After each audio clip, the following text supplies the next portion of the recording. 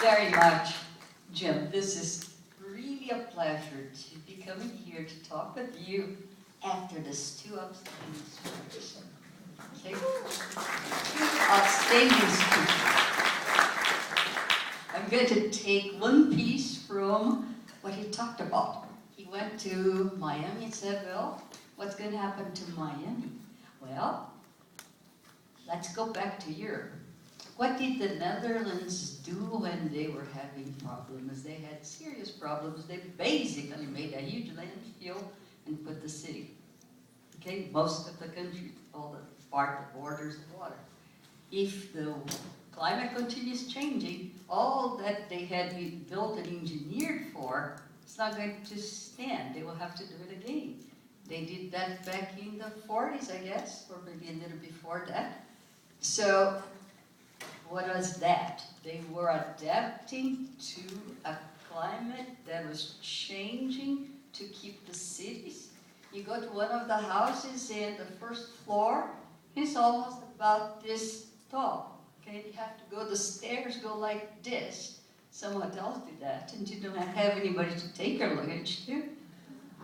So that is sort of what might happen here in many regions if we want to maintain those areas as populated areas that we want to live the style of life we're used to. My title of talk is, what can we do? And I have been looking at the problem from a different angle. They've done a wonderful job explaining. What I'm going to try to do is, okay, we, the other type of scientists who are looking at how can we rebuild infrastructure of the world, if you will, how could we do it and try to go back in emissions, go back better in emissions and everything else together. So I'm going to have three main points here. One is we need to adapt all of our infrastructure now. Okay, let's do that. Perhaps even while we can do some mitigation as well, climate change. But a good part of what we need to learn how to do better is to use the resources more efficiently.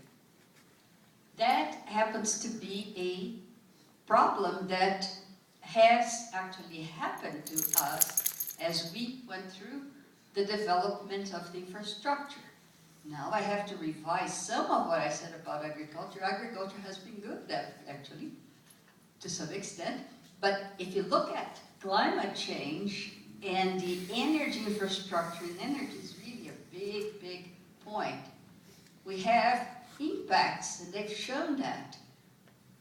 All the way from oil exploration to all of the fuel and energy making all the way to the demand.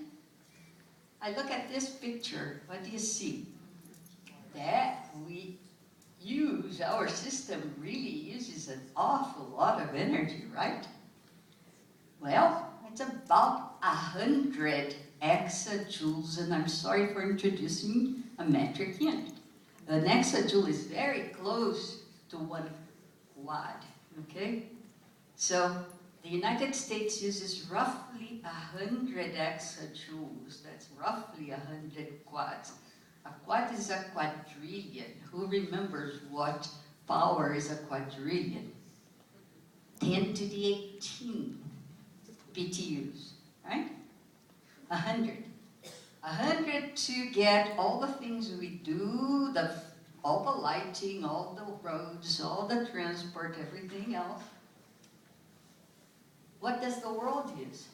5 times what the United States uses, roughly. This is in terms of primary energy. So the coal that we extract, the petroleum that we extract, the natural gas that we pump into the system, we add that. Okay, so we have roughly 500 exajoules. The US is 100. Now, and you can correct me if I'm wrong, but in 1 hour, our solar system, in 1 hour, does 500 exajoules. Okay? What does 500 exajoules mean for us personally? Let me try you on this. New York City in 1 year uses a number of 0.8 exajoules. That's a quarter of all the final energy used by the whole world. A quarter of 1% of all the energy used by the rest of the world in one city. And that's identical to the number in Singapore. Okay? So, what are the things that we can do better? Well, the reason we have to go through all those steps, and each one loses energy, there's waste. Rejected energy, rejected in places where we can use it, unless we design to do it that way. A lot of what the Europeans did. So, you have a secondary conversion, for instance, you made the gasoline, but you have to distribute it, then you have another cut, then you have the gasoline that goes into our personal vehicles, then we use it, and what do we get? Well, we move a kilometer, or we take a transport that moves 1 kilometer. So that's why it gets diluted and diluted. If you look on the electric side, it's really hard. That's why efficiency is so important. If the light bulb doesn't use as much, you don't need that much. Okay? So this is very important for us. They've talked about all this climate changes, but I want to highlight a point. Maybe I don't have time to highlight all the points I wanted, but let me start to the one very close to us. You know, the North Platte River, 4 years of drought. How much do you think the electricity dipped? Half. Well, what did drought do to how we transport all the commodities we need? Petroleum, coal, and all the stuff. Corn, well, disrupted the barges, disrupted the transit, disrupted the ports. Okay, more. Did you know that all of our nuclear power plants are cooled? Now, to be cooled, they have to have a fluid. The fluid is water. What happens if the water temperature increases? Uh-oh, you can't use hot water to cool. Can you? So, what happened? The power that you can get out of it decreases as well.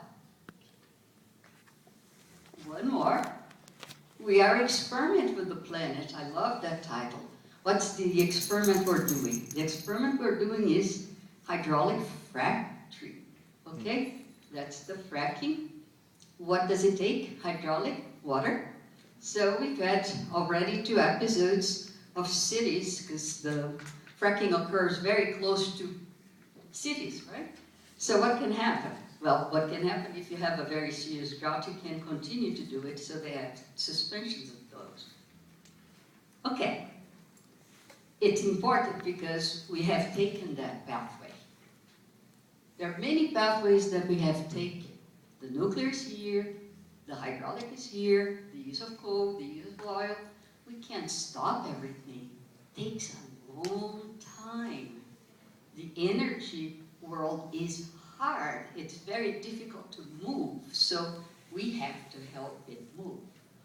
The pipeline, that pipeline here, Yellowstone River, Montana, well, they dug a pipeline just under the city, right? Sure. It was torn apart by this major flood.